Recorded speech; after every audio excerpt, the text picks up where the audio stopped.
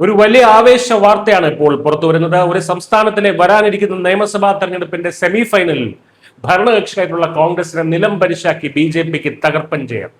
ഹിമാചൽ പ്രദേശിലെ 4 വലിയ municipal കോർപ്പറേഷനുകളിൽ 3 BJP പിടിച്ചെടുത്തു. എന്താണ് അതിന്റെ അർത്ഥം? മറ്റൊരു സംസ്ഥാനം കൂടി മോദിയുടെ പ്രഭയിലേക്ക്, വിജയപട്ടികയിലേക്ക് വരുന്നു എന്ന് തന്നെയല്ലേ? മെയ് 17 നടന്ന മുനിസിപ്പൽ തെരഞ്ഞെടുപ്പിന്റെ ഫലം വന്നപ്പോൾ അക്ഷരാർത്ഥത്തിൽ കോൺഗ്രസ് തകർന്നടിയുകയായിരുന്നു. മണ്ഡി, ധർമ്മശാല, സോളൻ എന്നീ 3 പ്രധാന കോർപ്പറേഷനുകളിലും കാവിക്കൊടി പാറിച്ചു.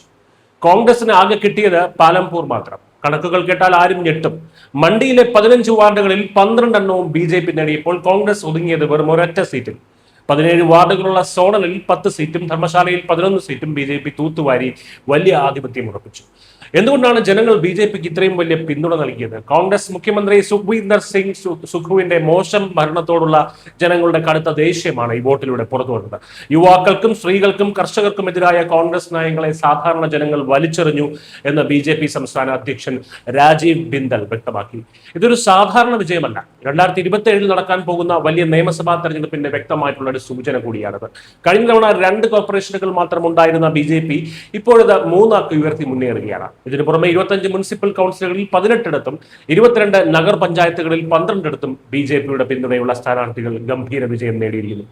ചുരുക്കത്തിൽ ഹിമാചൽ പ്രദേശ് എന്ന വലിയ സംസ്ഥാനം പൂർണ്ണമായും കോൺഗ്രസിനെ തള്ളിക്കളഞ്ഞ് ബി.ജെ.പിയോടൊപ്പം നിൽക്കാൻ തയ്യാറെടുത്തു കഴിഞ്ഞു. കോൺഗ്രസിന്റെ കെടുകാര്യസ്ഥതയ്ക്ക് സാധാരണക്കാരായിട്ടുള്ള ജനങ്ങൾ നൽകിയ ശക്തമായിട്ടുള്ള ഒരു താക്കീതും മറുപടിയുമാണ്. അങ്ങനെ ബി.ജെ.പിയുടെ വിജയക്കുതിപ്പിലേക്ക് ഹിമാചൽ പ്രദേശും അതിവേഗം നടന്നെടുക്കുകയാണ്. ന്യൂസ് ഡെസ്ക് കേന്ദ്രം.